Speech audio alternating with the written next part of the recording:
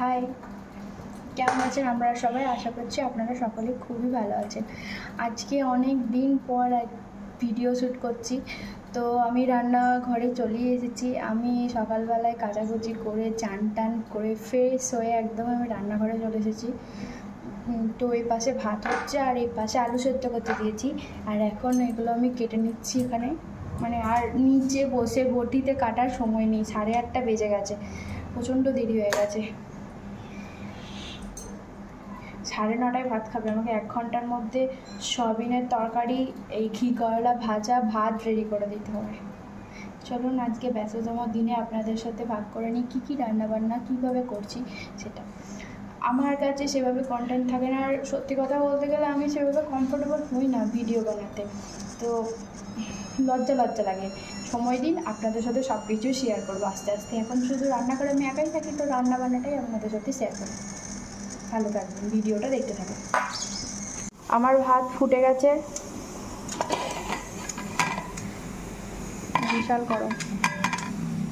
চলুন আমি ভাতটা বন্ধ করে দিই, দিয়ে পাশে আমি ঘি করলাগুলো ভাতটা চাপিয়ে দিই।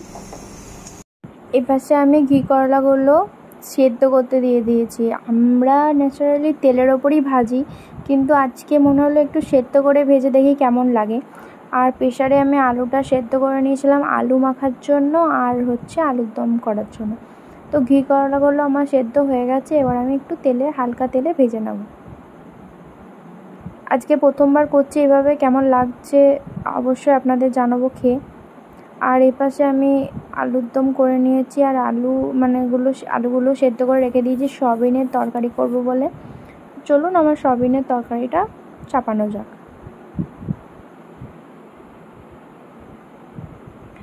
এখন আর আদা বাটার সময় নেই বলে আদাটা আমি গ্রেটারে গ্রেট করে নিয়েছি।